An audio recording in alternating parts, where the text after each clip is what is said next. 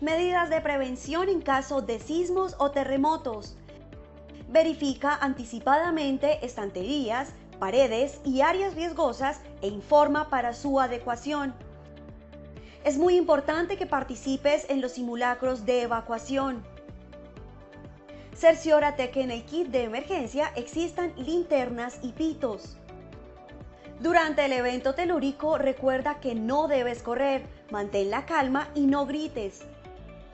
Por ningún motivo utiliza el ascensor. Protégete junto a columnas o superficies que resistan la caída de objetos. Identifícalos con anterioridad. No te acerques a ventanas ni estanterías que representen peligro.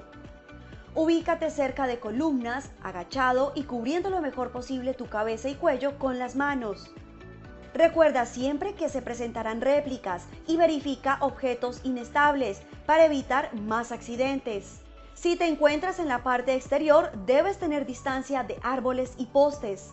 Para la evacuación debes salir ordenadamente sin obstaculizar las escaleras o puertas de emergencia. Si te encuentras atrapado, de ser posible, activa la luz de tu celular, un timbre fuerte o golpea un objeto que esté cerca para ayudar a tu ubicación. Es importante interrumpir los sistemas de energía y gas. Al salir, ten cuidado con la caída de vidrios y objetos contundentes y dirígete al punto de encuentro asignado en los simulacros. Los sismos o terremotos no se pueden prevenir, pero tú sí puedes salvar tu vida y la de los demás.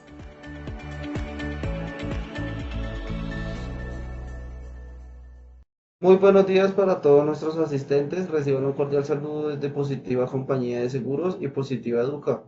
Soy Oscar Conde, que nos acompañará como moderador el día de hoy con la acción educativa de la Comunidad Nacional de Conocimiento en Gestión del Riesgo de Emergencias y Desastres, con la temática titulada Sección 4, Simulacros que transforman, innovación en el diseño de escenarios. Para dar inicio, damos la bienvenida a nuestro experto de la comunidad, el doctor Santiago Aristizábal Molina. Él es administrador de empresas, especialista en gerencia de salud ocupacional y magíster en gestión del riesgo y desarrollo, con estudios en ordenamiento territorial y respuesta ante emergencias y desastres. Empresario, conferencista, miembro de la junta directiva en diferentes organizaciones, por más de 19 años se ha desempeñado como asesor y gerente general en la empresa de emergencias, seguridad y soporte SAS, donde colabora con importantes clientes en la implementación de estrategias para la gestión integral del riesgo ante emergencias y desastres. Doctor Santiago, muy buenos días y bienvenido. Oscar, muy buenos días a todos. Como siempre, todo un honor poder participar en esta comunidad y poder empezar a trabajar con ustedes el día de hoy este tema frente a los escenarios de simulacros y simulaciones y demás. Muchas gracias como siempre y bueno, vamos a arrancar un poco con lo que es nuestra ruta de conocimiento. En esta ruta de conocimiento tenemos 7 temas. Hoy vamos a ver el cuarto tema y ya nos quedan 3 para el resto del año. Entonces, Oscar, procedamos a la evaluación, por favor. Claro que sí, doctor. Damos inicio a nuestro sondeo. Le recuerdo a nuestros participantes que el sondeo se realiza 2 veces a lo largo de nuestra acción educativa. Uno al iniciar y otro al finalizar. El objetivo del sondeo inicial es conocer con qué conocimientos llegan nuestros participantes a esta acción educativa. Y el sondeo final es saber qué conocimientos adquirieron a lo largo de la misma. Iniciamos con nuestra primera pregunta. ¿Un simulacro debe incluir fallas intencionales? A, nunca. B, a veces. C, siempre. 15 segundos a nuestros asistentes para que puedan seleccionar la opción que consideren correcta. Les recuerdo a nuestros participantes que en caso de que tengan dudas pueden escribirnoslas por medio del chat. Estas son las respuestas de nuestra primera pregunta. A, nunca 14%. B, a veces 43%. C, siempre 43%. Continuamos con nuestra segunda pregunta. ¿Qué activa realmente un simulacro? A, la evacuación. B, el escenario. C, la alarma. Nuevamente 15 segundos a nuestros asistentes. Estos son los resultados de nuestra segunda pregunta. A, la evacuación 7%. B, el escenario 9%. C, la alarma 83%. Continuamos con nuestra última pregunta de este sondeo inicial. ¿Cuál mejora más el aprendizaje? A, video, B, charla, C, experiencia. 15 segundos a nuestros asistentes. Les recuerdo nuevamente que pueden formular sus preguntas por medio del chat a lo largo de nuestra acción educativa. Estos son los resultados de nuestra última pregunta. A, video 4%, B, charla 5%, C, experiencia 91%. Conociendo los resultados de nuestro sondeo inicial, damos paso a nuestro experto, el doctor Santiago. Bueno, Oscar, muchísimas gracias. Entonces, estos son algunos de los puntos que vamos a resolver a lo largo de la conferencia. Muchas gracias por responder a todos, que esto pues es una información muy valiosa para poder generar más conocimiento a lo largo de esta conferencia. Entonces vamos a iniciar con esta frase y la idea es que un simulacro bien diseñado no es un requisito, realmente es una estrategia de supervivencia empresarial y lo que creemos el día de hoy es que ustedes, los participantes, tengan mucho más claro acerca que este tema de los simulacros y las simulaciones pues no es solamente por cumplir y por la auditoría, sino que realmente es algo que funciona muy bien al interior de las organizaciones cuando nosotros queremos poner a prueba nuestros protocolos, nuestros procedimientos, nuestro plan de gestión de riesgo que nosotros hemos elaborado. Siendo así, pues tenemos 8 contenidos que vamos a desarrollar a lo largo de la conferencia y vamos a tener 3 objetivos principalmente. La idea es cambiar la percepción del simulacro, que era un poco lo que les estaba mencionando, brindar estrategias prácticas para innovar y fortalecer capacidades de respuesta principalmente. Muy bien, entonces vamos a iniciar el por qué se inician los simulacros. Permítanme un segundo, por favor. Principalmente, nosotros tenemos que a lo largo de nuestra historia en Colombia se nos han presentado diferentes escenarios que nos han puesto a prueba como comunidad, como ciudad, como instituciones. Principalmente, pues tenemos una en 1985, que fue la erupción del volcán del Nevado del Ruiz, que fue pues la tragedia de Armero que se vivió en su momento, en donde más de 23.000 personas murieron y hubo alertas previas, pero no se hicieron evacuaciones ni simulacros. Igualmente, en el terremoto de Armenia en 1999, pues nació el enfoque de autoprotección y educación comunitaria. Esto nos generó un boom frente a los temas de prepararnos como comunidad frente a un movimiento sísmico igualmente. Entonces, a nivel mundial también tenemos algunas otros momentos en los cuales nos permiten que este tipo de escenarios se presenten. Hace muchos años, en 1911, en Nueva York, murieron 146 trabajadores, la mayoría mujeres jóvenes, en una de las fábricas del incendio del Triangle Factory, en donde se genera un conato de incendio y realmente no se sabía dónde estaban las puertas de evacuación y todas estas puertas de emergencia estaban cerradas también. Una lección clave en su momento fue que la evacuación debe ser práctica y debe practicarse frecuentemente.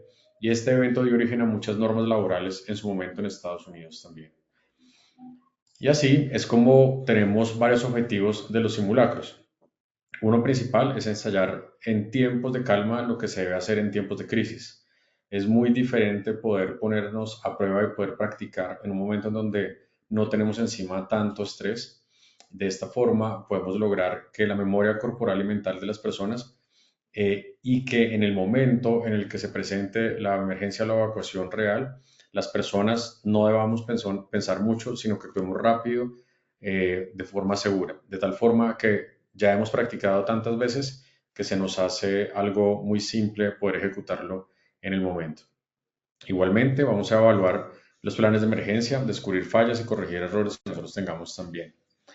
Un buen simulacro puede parecer innecesario hasta el día que sucede una emergencia real. En el día que se funciona esta emergencia en el interior de la organización, empezamos a preguntarnos, pero ¿por qué no lo hicimos antes? Pero este protocolo sí estaba funcionando, pero ¿por qué no? Pero esta puerta sí funcionaba, pero yo me acuerdo que esto lo hicimos en algún momento. Entonces, es muy importante pues que estos ejercicios se hagan con anticipación y ojalá pues nunca tengamos que ejecutarlo en la vida real, pero si se tiene que ejecutar en la vida real, ya tenemos cierto nivel de preparación. Tenemos algo de la reglamentación en nuestro país, se dieron algunos primeros pasos antes de la ley 1523.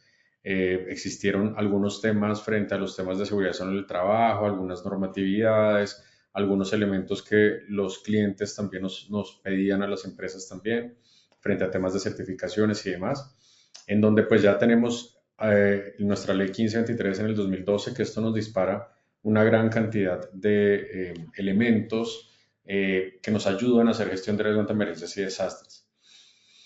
En donde pues tenemos una política nacional para la gestión de riesgo ante emergencias y desastres y tenemos algunos artículos importantes. El artículo número 2 nos dice que los principios y señala que todas las entidades públicas y privadas deben prevenir y prepararse frente a los riesgos. En esta fase de prepararse, pues están todo este escenario de ejercicios de simulacros. Sin embargo, también el artículo 42 nos dice que las autoridades y entidades públicas y privadas deben organizar y participar en simulacros como parte de su proceso de preparación para la respuesta a emergencias. Entonces nos da un artículo muy puntual y muy explícito frente a los temas de los simulacros. No nos dice cuántas veces, cuánto tiempo y demás, pero pues ya nos da un estándar de que tenemos que participar en los simulacros. Igualmente tenemos el decreto 1072, tenemos la resolución 0312 también y tenemos un escenario que se ha configurado a lo largo del tiempo en la historia de nuestro país, que inició como un simulacro local en Bogotá, después empezaron un simulacro en varias ciudades y ahora ya tenemos un simulacro nacional que desde el año 2010 pues se viene implementando en nuestro país. Y entonces, ¿por qué hacer simulacros? Entonces, principalmente, más allá del cumplimiento, 1, podemos salvar vidas, 2, promovemos la cultura de autoprotección, 3, mejoramos la capacidad de respuesta y 4, hablamos nuestro plan de emergencias. Y es así como ensayamos cuando todo está tranquilo para que sepamos cómo hacerlo cuando tengamos escenario de emergencia también. Y vamos a empezar a revisar que estos escenarios de simulacros los vamos a realizar para escenarios que tengan que ver con la organización, que hayan surgido del análisis que nosotros tenemos. Entonces, esta es una metodología que en algunas de las otras conferencias hemos hablado y es acá donde logramos identificar hasta las amenazas que están en la parte izquierda y vamos a ver una calificación de riesgos para su priorización y monitoreo en la parte derecha. Y las amenazas acá las leemos de forma horizontal y empezamos a calificarlas en nuestro análisis de amenazas y vulnerabilidades. Esta metodología pues ya la hemos hablado en algún momento, en algunas otras conferencias, pero acá lo volvemos a traer porque nosotros deberíamos o debemos hacer estos escenarios de los simulacros basado en nuestro análisis de amenazas y vulnerabilidades. Es decir, si yo no me veo expuesto a un tsunami, no debería hacer un ejercicio simulacro tsunami. Si lo veo y lo tengo expuesto, debería hacerlo frecuentemente y si nuestro nivel es superior, que es un poco lo que está sucediendo actualmente o lo que sucedió en estos días. Y es así como tenemos nuestra fórmula del riesgo para emergencias y desastres, en donde tenemos la amenaza, que puede ser de origen natural o de origen antrópica. En la parte de origen antrópica tenemos de forma intencional o no intencional. Lo antrópico, recuerden que es todo lo generado por el ser humano, pero esto no funciona si no tenemos una otra variable y es de la vulnerabilidad. También hay otras teorías frente a más variables, vulnerabilidad, tiempo de exposición, elementos expuestos y demás, pero nosotros vamos a trabajar inicialmente con amenaza por vulnerabilidad es igual al riesgo. Si no tenemos alguna de las dos variables, no tendríamos nivel de riesgo. Permítanme miro si hay algunas preguntas. Recuerden, como les dijo Oscar, que pueden ir haciendo preguntas. Ya tenemos algunas preguntas también. Bueno, buenos días, gracias. Muy bien, entonces tenemos esta fórmula de nosotros de amenaza por vulnerabilidad es igual al riesgo. Y en esta fórmula de amenaza por vulnerabilidad igual al riesgo, nosotros vamos a tener la necesidad de identificar si nosotros tuviéramos una fórmula matemática, en este caso, en donde 4 por 2 es igual a 8 y quisiéramos que el 8 disminuyera a 0, principalmente deberíamos trabajar en la amenaza. Si la amenaza tiende a 0, pues el número 8 tiende también a ser 0. Sin embargo, trabajar en la amenaza tiende a ser muy complicado cuando tenemos amenazas de origen natural, en las cuales no podemos llegar a controlar. Entonces, las amenazas que no tienen probabilidad de materializarse no deberían existir en el documento. Y eso es un poco lo que nos va a alimentar nuestros ejercicios de simulacro y simulaciones, en donde estas amenazas que son muy poco probables o que son cero probables que suceda en esta organización, en este territorio en donde nosotros estemos haciendo el análisis, si no existe, no deberíamos tenerlo dentro del documento. ¿Y esto por qué lo traemos para revisar? Y es que frecuentemente hemos encontrado que al interior de las organizaciones dejan un listado o traen un listado de amenazas de alguna otra parte, de algún otro documento, no sabemos muy bien de dónde, y algunas las dejan en ceros. Entonces dicen probabilidad de tsunami muy poco probable o probabilidad de remoción en masa muy poco probable. y nos damos cuenta que efectivamente no, es cero y tendiendo a cero. Esto nos genera mucho ruido en el interior de nuestros documentos y, por ejemplo, pues hablando de tsunamis, que ya estamos hablando un poco de eso estos días, pues este es el único tsunami que existe en Bogotá. Realmente la probabilidad de ocurrencia de que llegue un tsunami hasta Bogotá es muy poco probable y es mejor no tener esta amenaza dentro de los documentos ya que nos genera mucho ruido y empezamos a tener preparación para una amenaza que realmente no funciona o no debería estar en nuestra organización. Y es así como empezamos a trabajar en la vulnerabilidad, en donde intentamos disminuir la vulnerabilidad de las organizaciones, es que tanto nivel de afectación puedo llegar a tener yo si se materializa una amenaza. Y trabajamos en la vulnerabilidad de tal forma que empecemos a tener la disminución de la vulnerabilidad para poder llegar a un riesgo un poco más bajo. Entonces, cuando empezamos a revisar las análisis de vulnerabilidad, nos damos cuenta que empezamos a tener unos factores que identificamos muy claros, en donde empezamos a ver en qué puntos somos vulnerables. Y ahí empezamos a definir, oigan, pero es que nosotros podemos ser vulnerables porque tenemos un punto de encuentro un poco lejano. Oiga, podemos ser un poco vulnerables porque tenemos de pronto algunos extintores que una ubicación como que no nos cuadra. Podemos ser vulnerables porque tal vez no tenemos unos procedimientos muy claros. Y es aquí en donde, en el marco de esta vulnerabilidad, podemos empezar a generar escenarios en los simulacros que nos sirvan para fortalecer esta vulnerabilidad y empezar a reducir la vulnerabilidad. Y es así donde el simulacro no se simula, la simulación, la evacuación realmente no se simula y esto es algo que hemos venido trabajando con Positiva durante mucho tiempo y es, ojo, ustedes cuando hacen un simulacro no están simulando la evacuación, es un ejercicio supremamente valioso y se logra evacuar la totalidad de las instalaciones, evacuar 100, 200, 1000, 2000, 3000 personas desde un punto A hasta un punto B y eso es un ejercicio supremamente valioso. Vamos a evacuar todas las personas. Esto genera una dinámica grandísima al interior de las organizaciones, el cerrar las puertas, el organizar todo el tema y demás. Entonces, no hablemos más de simulacro de evacuación. Realmente lo que se simula es el escenario que activa la evacuación de las instalaciones. Se simuló que es un incendio, se simuló que es un atentado, se simuló que es un movimiento sísmico. Es lo que se simula, es el factor detonante de la evacuación, más no la evacuación. Eso es un ejercicio supremamente valioso, entonces la idea es que no hablemos más de simulacro de evacuación, es un ejercicio de evacuación, pero lo que simulamos es el escenario que activa la evacuación, que no en todas las organizaciones es igual, de tal forma que los ejercicios estos ejercicios son muy importantes y deben ser muy bien planeados.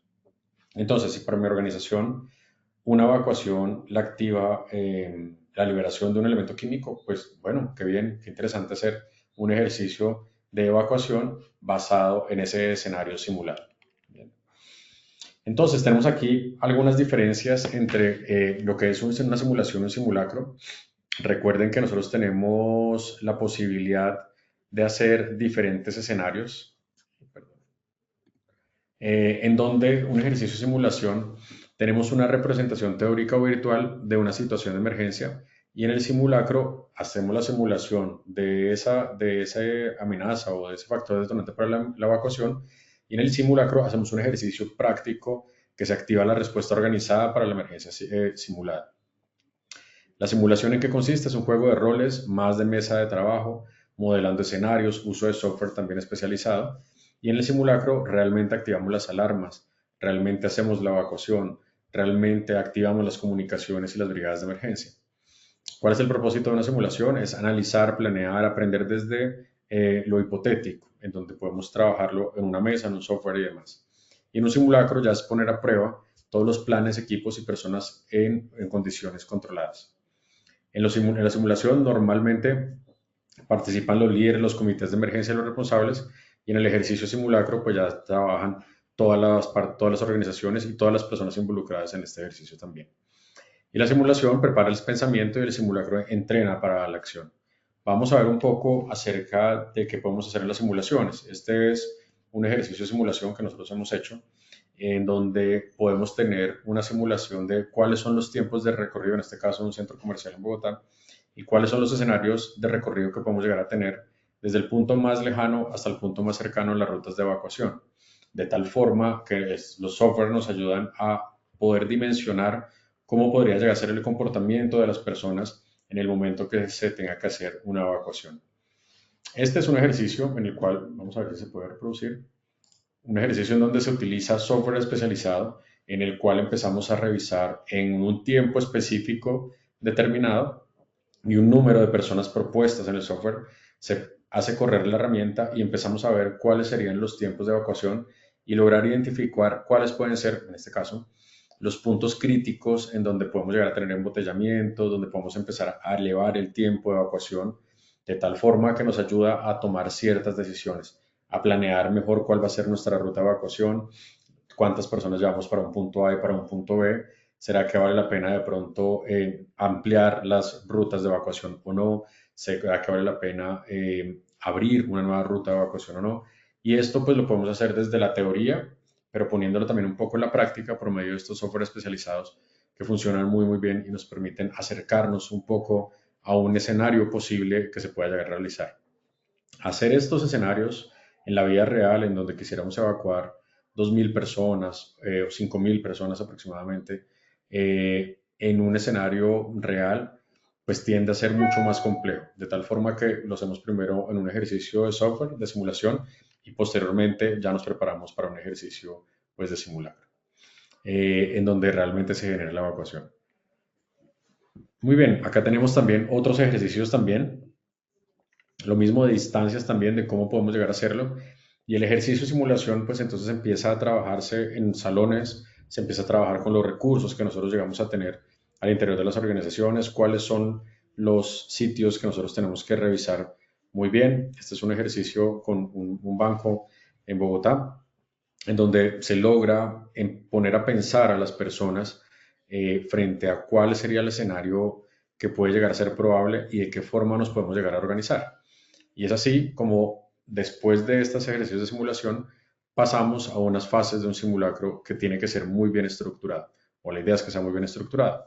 Entonces tenemos toda una fase de planeación y es donde aquí nace todo. Es la etapa más importante, es la identificación del escenario, cuál va a ser el tipo de emergencia que vamos a activar, si va a ser un incendio, va a ser un sismo, una amenaza, un evento terrorista, bueno, lo que queramos. En donde se revisa cuál es nuestro análisis de amenazas y vulnerabilidades, cuáles van a ser los objetivos del simulacro, qué es lo que queremos probar, a quiénes queremos evacuar, por dónde queremos evacuar y demás. Entonces, todo este ejercicio de planeación es supremamente importante y desafortunadamente no se está teniendo muy en cuenta toda esta preparación y esta planeación y este guión del simulacro que en algún momento se habla al interior de las empresas, el guión del simulacro. El guión del simulacro no es solamente poner un listado de elementos de fechas y horarios, sino poder lograr generar una muy buena planeación. Y en este ejercicio de planeación ya están actuando o ya deberían estar actuando el comité de emergencias o las personas que van a interactuar en este ejercicio también. Ojalá esta fase de planeación no se haga con un tercero, sino se haga con un tercero y con las personas de la organización también. Posteriormente pasamos a la socialización. Esta socialización pues, se hace por medio de los elementos que tenga la organización, ya sea informado o no informado. Puede ser un ejercicio sorpresa o no sorpresa. Y empezamos a socializarlo con las personas. Se recomienda pues que sea un ejercicio escalonado en donde inicialmente no se tenga una sorpresa, sino que empecemos a hacer ejercicios planeados. Posteriormente tenemos un momento de ejecución y en el momento de ejecución se activan las alarmas, se activan los roles de evacuación, hay una comunicación, se activan los tiempos, se toman tiempos también. Posteriormente ya se hace una evaluación y acá en esta fase de ejecución pues podemos decidir si hacemos una evacuación total, una evacuación parcial, vamos a hacer solamente un ejercicio de algo puntual y ahorita vamos a ver algunos ejemplos. Posteriormente también se realiza una evaluación y la evaluación es importantísima y posteriormente el mejoramiento, donde se hace una reunión y se hace una retroalimentación y un informe final del simulacro. Si tenemos un ejercicio de simulacro sin evaluación, pues solamente sigue siendo un teatro. Un simulacro con mejora continua, con evaluación, pues logra salvar vidas. Realmente la idea es que tengamos un ejercicio muy bien estructurado.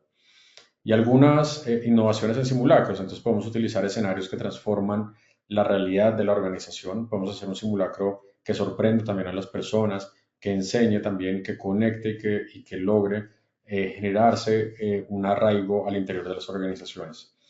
De tal forma que es muy importante innovarlo de acuerdo a la cultura de la organización, de acuerdo a cómo funcionan las empresas, de acuerdo a lo que consideran que puede llegar a ser importante también.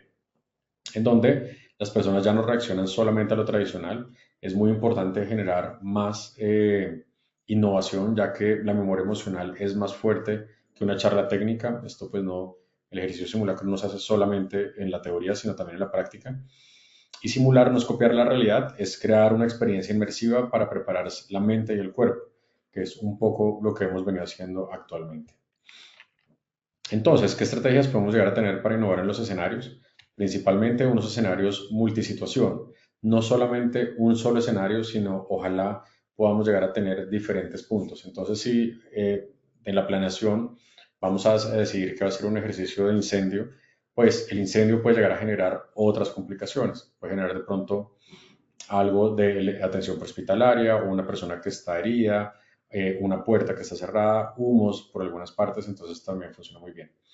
En este escenario, pues tenemos un ejemplo en donde puede haber un sismo, pero también seguido un incendio o una amenaza externa o una evacuación o una atención hospitalaria también. Entonces podemos complejizar un poco más y no solamente coger nuestras cosas y bajar por unas escaleras y llegar hasta un punto de encuentro, sino aprovechar ese escenario que es muy valioso, que es un tiempo que se dedica a la organización a poder poner en prueba a varios procedimientos que nosotros tengamos.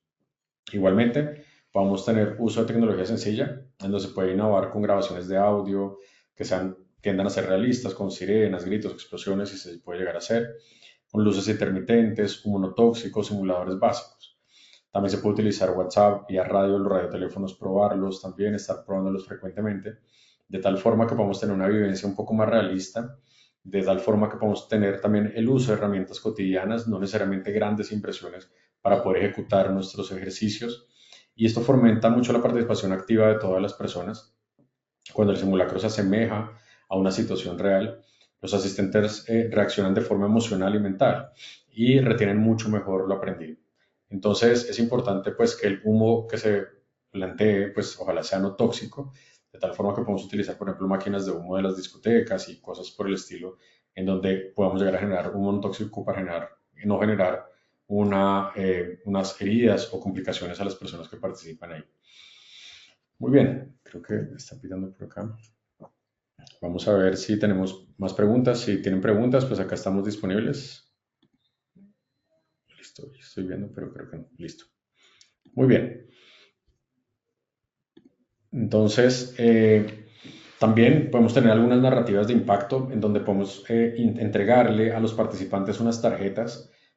Si en las fotos anteriores vimos que teníamos unos ejercicios de tarjetas en donde estas tarjetas tienen unos mensajes muy claros y muy propios, ya sea de la organización, de las personas que están ahí, una personalización muy importante frente al ejercicio que se está realizando, en donde la idea es que cuente una historia real o ficticia que conecte con las emociones de los participantes. En este caso es un ejemplo de hoy lunes 9:30, la operaria Ana María acaba de prender una máquina y siente un temblor, por ejemplo. Entonces, de tal forma que tenemos una mezcla de realidad y ficción que puede funcionar muy, muy bien.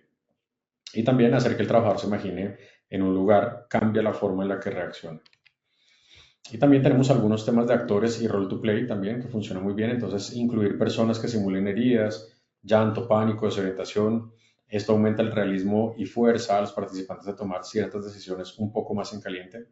También requiere una planeación y una ética, no causar un trauma real, sino que tenga una planeación. Bueno, vamos a llegar hasta este punto, vamos a simular esta herida, vamos a generarlo hasta este punto nomás. Entonces, es muy importante que este actor, que esta persona que va a generar una simulación de herida, pues tenga muy claro cuál va a ser su rol y su papel también. Inclusive también incluir algunas fallas controladas, simular algo de lo inesperado para entrenar la resiliencia. Y entonces es muy importante porque en una emergencia real nada sale perfecto.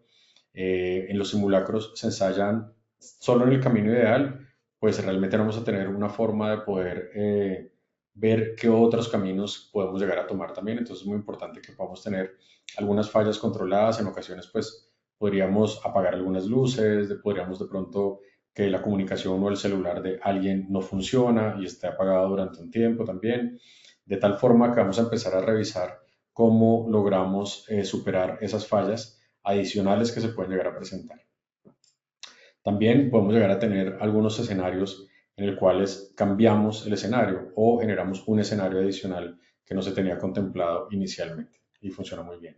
Entonces, ya es demasiado complejo y algunos asistentes nos están preguntando que si es conveniente realizar simulacros no avisados por los desenlaces reales. Y podemos ver acá en el video que efectivamente al final del ejercicio, pues una persona ya colapsa, tiene un desmayo y bueno, de ahí para allá siguen pasando otro montón de cosas.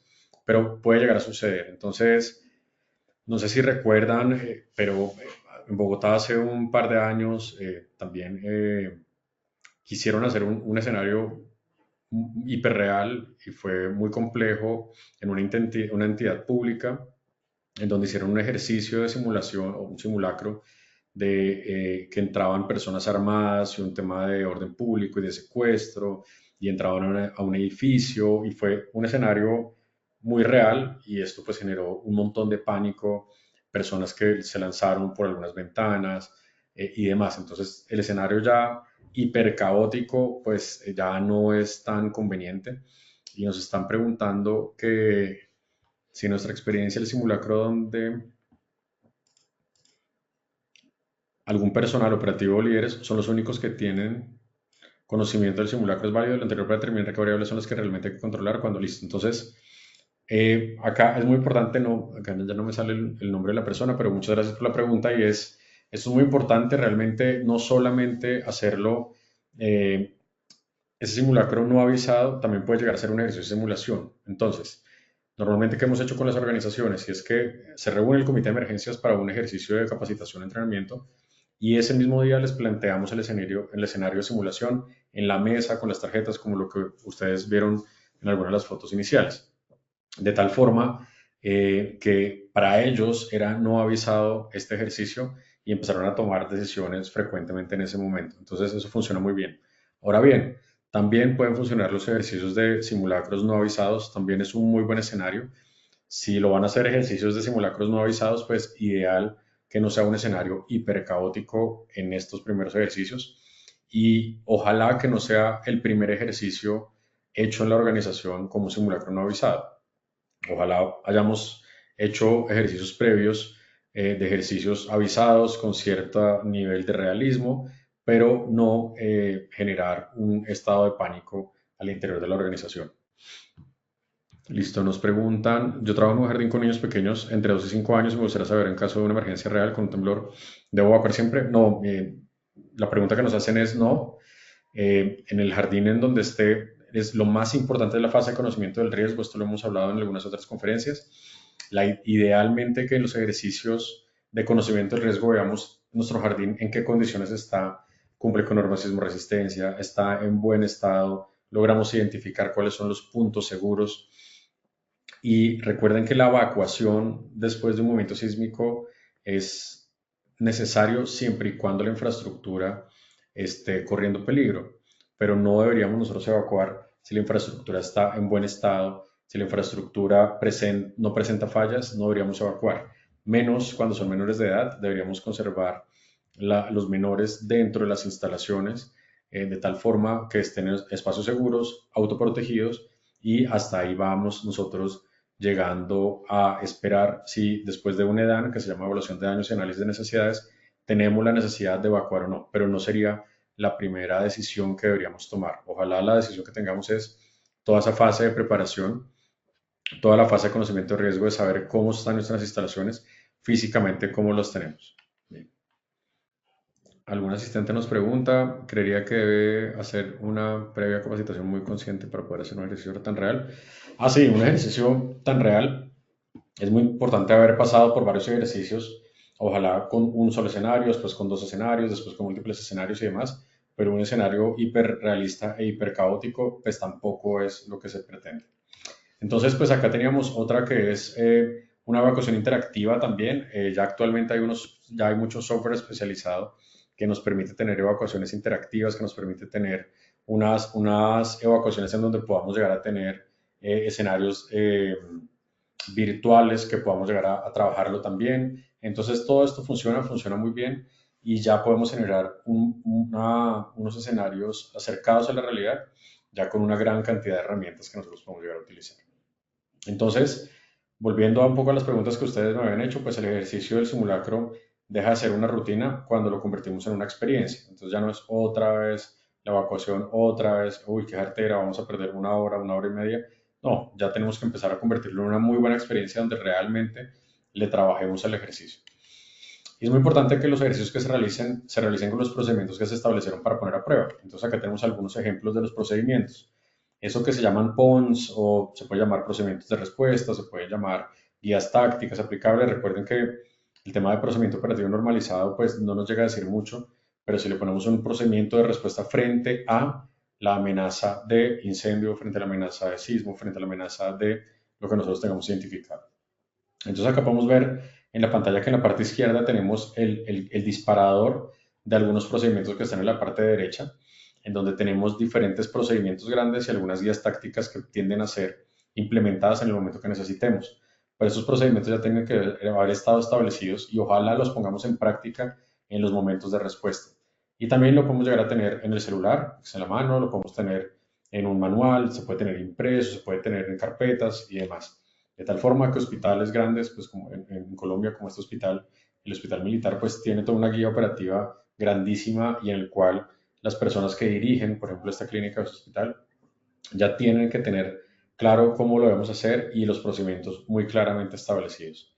Acá tenemos algunas otras imágenes también de ejercicios que hemos hecho con diferentes entidades en donde podemos utilizar los recursos que tenemos a la mano, en los papelógrafos, papeles y demás. No hay ningún inconveniente en que tengamos algo supremamente especializado y digitalizado.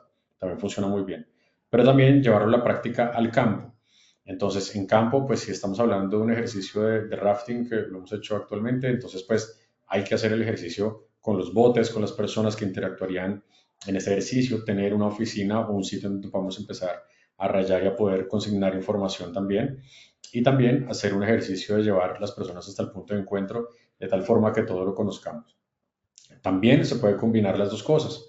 Podemos hacer un ejercicio de simulación más un ejercicio de evacuación completamente de las instalaciones, en donde las personas que están tal vez en ese centro de comando, en ese PMU, en ese, como ustedes lo tengan llamado en su organización, ahí se pueden también generar otra dinámica también, en el cual la combinación de los dos escenarios tiende a ser supremamente valioso.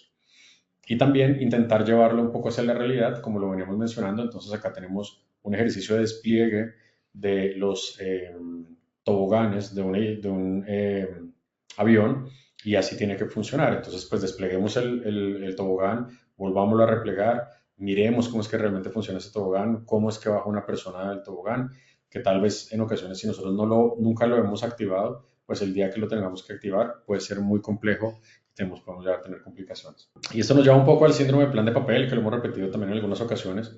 Y este síndrome de plan de papel hace que los documentos y esos procedimientos y demás solo se queden en un papel. Antes pues se imprimían y esos planes de emergencia o planes de gestión de riesgo eran de 100, 200 páginas y no servían para nada, solamente para tenerlos ahí guardados.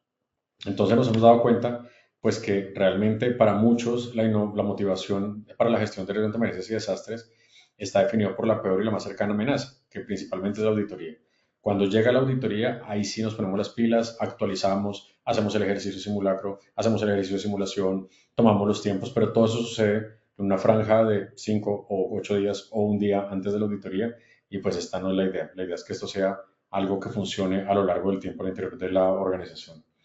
Un aspecto clave de la gestión de riesgos de emergencias y desastres es que uno tiene un plan hasta que lo golpean en la cara, pues esto lo decía Mike Tyson, en donde él tenía un plan de pelea, pero apenas llega el primer golpe, pues ahí se les barató el plan. Y esto pasa con nosotros, realmente nosotros podemos llegar a tener un plan y demás, pero cuando nosotros realmente nos sucede esta emergencia, pues el plan se nos puede llegar a desbaratar. Y es muy necesario empezar desde arriba garantizando la participación de todas las áreas.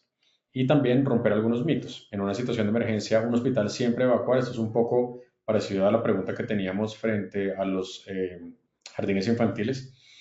Y no, un hospital no debe evacuar. Siempre es la última fase de la evacuación, es lo último, ya que evacuar un hospital es supremamente complejo, en donde tenemos que tener pacientes conectados o no, donde tenemos que llevarlos desde un punto X hasta un punto B, donde tenemos que ampliar las capacidades, donde tenemos que poner atención a las personas y a los pacientes tal vez fuera de la clínica o el hospital, y esto tiende a ser muy complejo. Ahora bien, las evacuaciones al interior de las organizaciones también funcionan. Acá podemos ver la Universidad Externado en Bogotá, en donde pues está en el centro de Bogotá, y evacuar a un solo punto de encuentro pues tiende a ser imposible, de tal forma que acá en su momento se pusieron varios puntos de encuentro donde están los circulitos rojos, y las evacuaciones hacia adentro también pueden llegar a funcionar, en donde podemos llegar a tener evacuaciones paralelas en diferentes puntos también de la organización.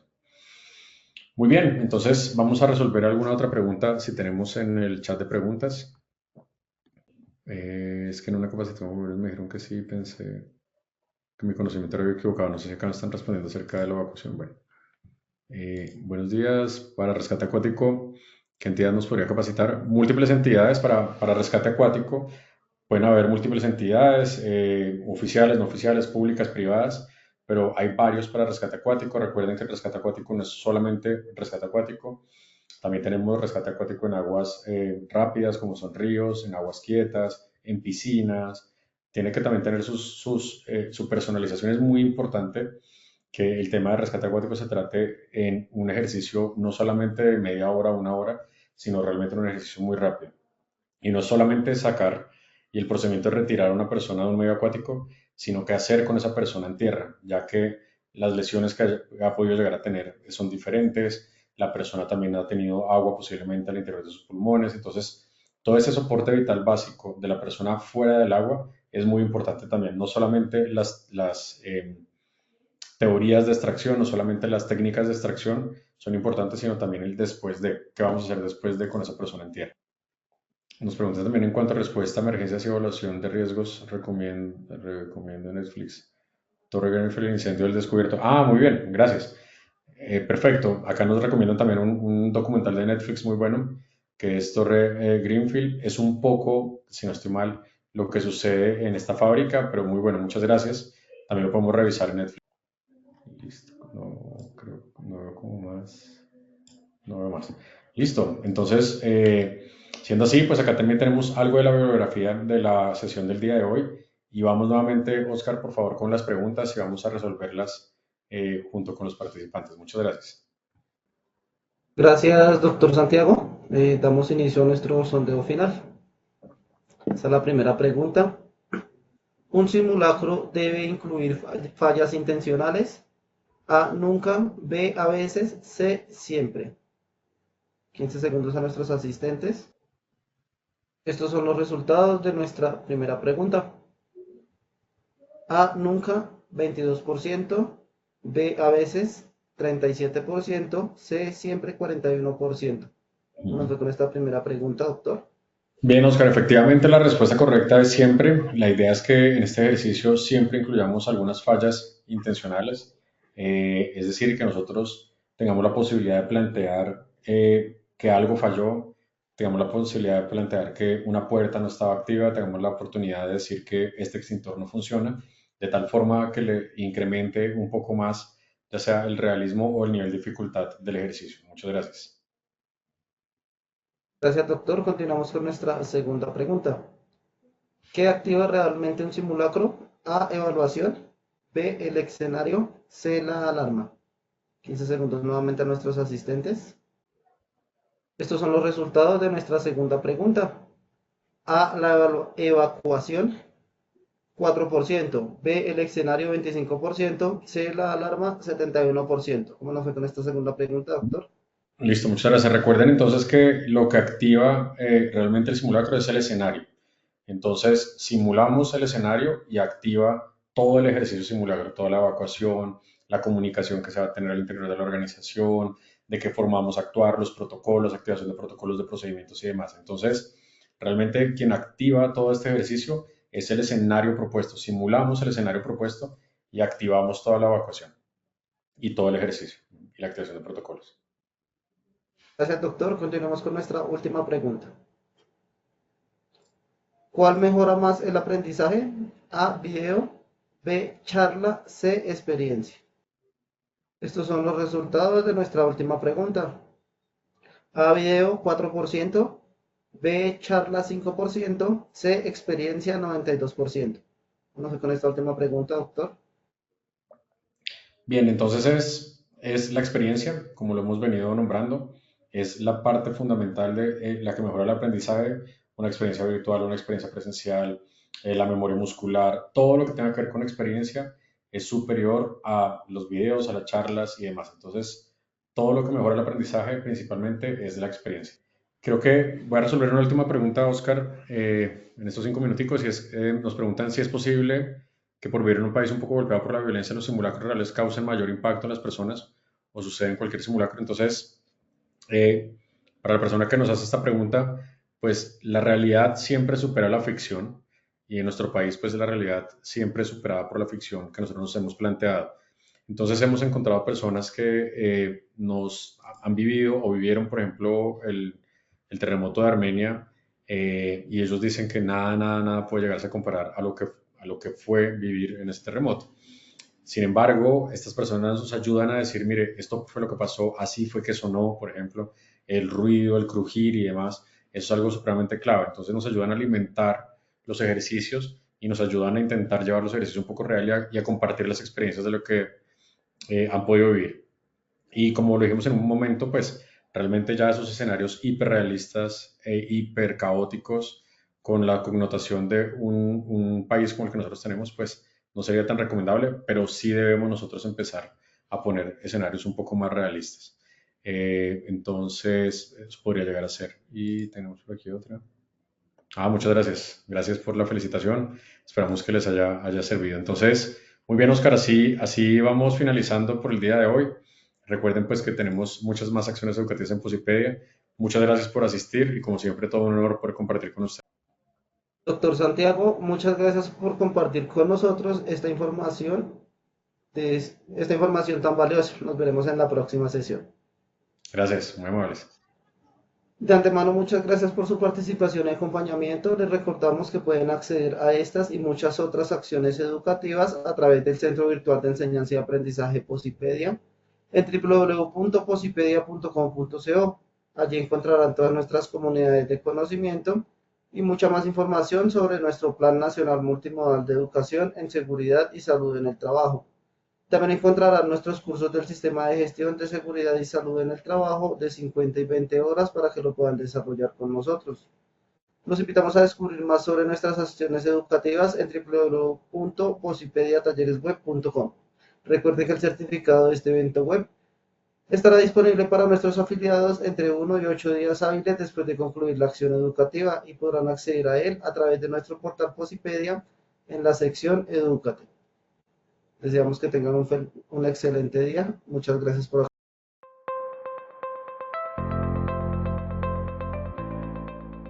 Bienvenido. Desde Positiva Compañía de Seguros te traemos una oferta renovada de cursos virtuales gratuitos en seguridad y salud en el trabajo. Una oportunidad pensada para trabajadores, responsables del sistema de gestión en seguridad y salud en el trabajo y directivos que buscan entornos laborales más seguros y saludables. ¿En qué puedes capacitarte? En temas como cambio climático y seguridad y salud en el trabajo, prevención de caídas, primeros auxilios físicos y psicológicos, comunicación efectiva, brigadas empresariales, comités, gestión emocional y mucho más. Todo 100% virtual, sin costo y con certificación inmediata. ¿Cómo inscribirte? Muy fácil. Ingresa a inscripcionvirtual.posipedia.com.co, diligencia tus datos y elige el curso que más te interese.